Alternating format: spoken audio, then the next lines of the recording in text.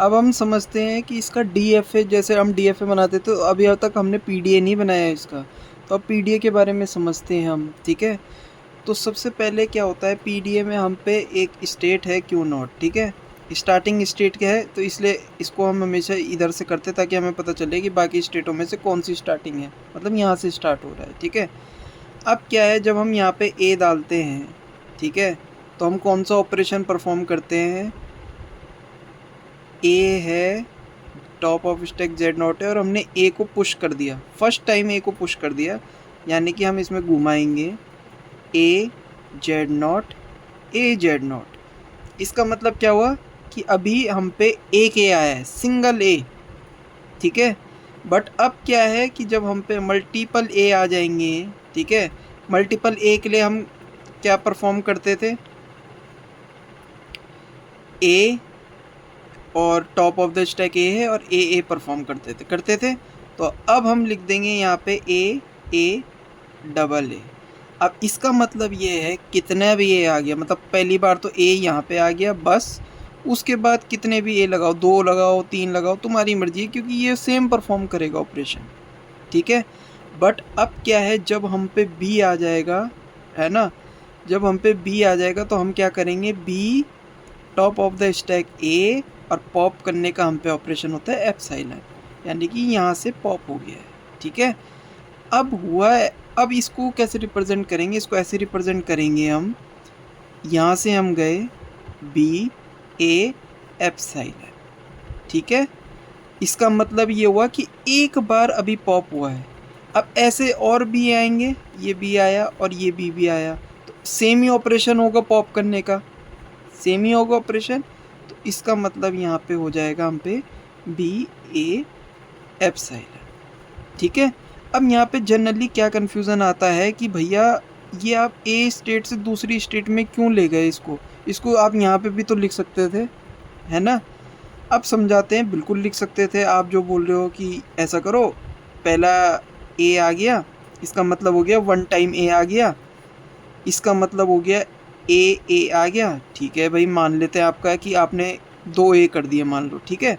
आपने बोला बी ए, और यहीं पे एप्सिलॉन लगा दो ताकि बी पॉप हो रहा है, ठीक है। मैं कहता हूँ बिल्कुल ठीक है, आपने क्या किया,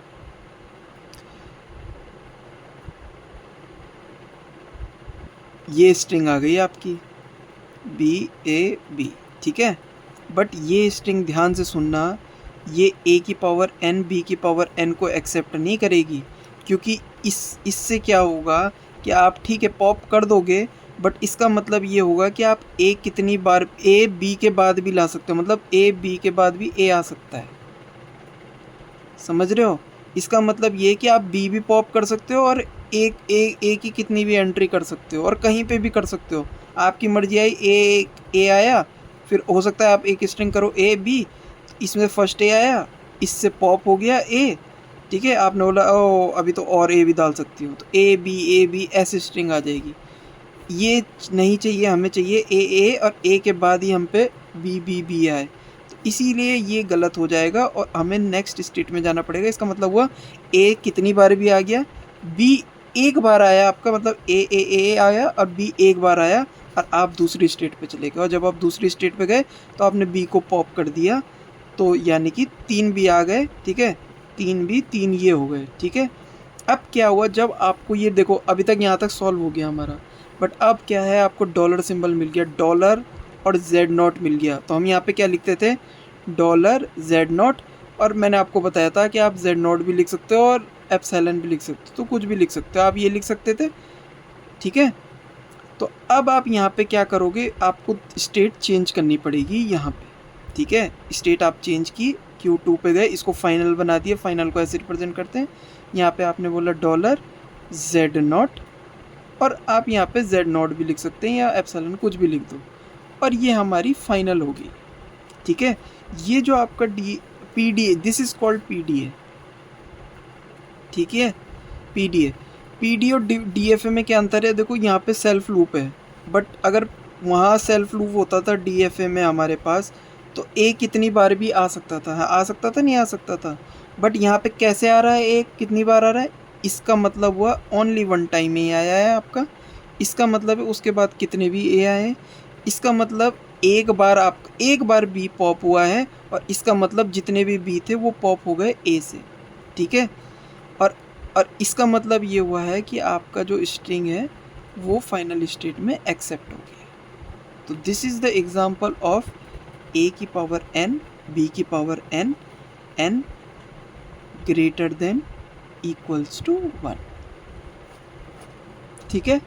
अगर ये आपकी समझ में आया है तो आप ए की पावर एन, बी की power N, N greater than 0 का बना सकते हैं। अब 0 में देखो मैंने बोला था मिनिमम स्ट्रिंग क्या आएगी, मिनिमम स्ट्रिंग इसकी रहेगी बस यहाँ पे एप्सिलॉन आ जाएगा, ए बी आ जाएगा, ए बी बी बी आ जाएगा, सब चीज़ सेम बनेगी। देखो डायग्राम बनाते हैं, ठीक है। एक बार ए आया, A Z naught, A Z naught, एक बार ए आ गया, उसके बाद बहुत सारे ए आ गए, ये हो गया। एक बार बी आ गया आपके पास तो आप यहाँ पहुँच गए, 2 बार बी आ गया या जितने भी बी हैं उसमें बी आ गए वो यहाँ से पॉप हो जाएंगे। उसके बाद डॉलर मिल गया हमें, जेड नॉट, आप यहाँ पहुँच जाओगे फाइनल स्टेट में। अब इस एप्सिलॉन को कैसे एक्सेप्ट कराएं, तो इसका सिंपल फंडा ये है, आप यहाँ से सीधे ले जाओ, ठीक है। यहाँ पे लिखो आप इनपुट स्ट्रिंग है आपकी epsilon, top of the stack में जेड नॉट है, ठीक है। और आप इसको वैसे देखो कहीं लिखने की ज़रूरत नहीं होती है, इसको सिंपल हम एप्सिलॉन ही लिख देते हैं अगर एक्सेप्ट कराना होता है तो बस ये आपका हो जाएगा। और ये डिफाइन करेगा कि अगर आपकी स्ट्रिंग में एप्सिलॉन आ गया तो आप डायरेक्ट ये पीडी हो गया आपका, दिस इज़ कॉल्ड पीडी। अब कुछ लोग इसको ऐसे लिख देंगे, कुछ लोग इसको ऐसे लिख देते, देखो जेड नॉट के बाद Q1 के बाद Q2, यहाँ पे हमने ऐसे लिख दिया ए जेड नॉट, ए